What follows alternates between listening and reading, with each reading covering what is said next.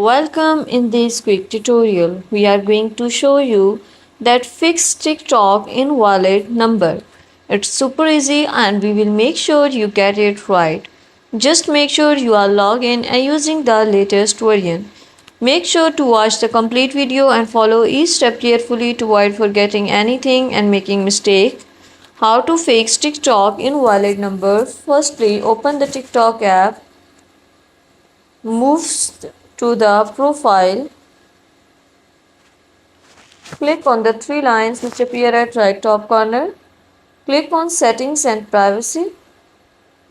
Click on the account. You can see here account information.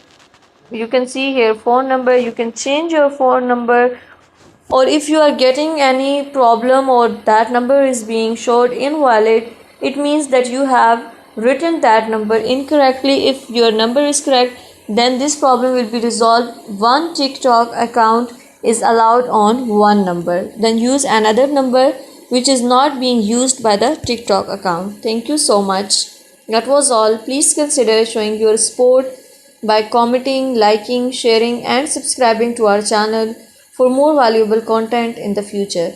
Your engagement is highly appreciated. I wish you very good luck. Thanks.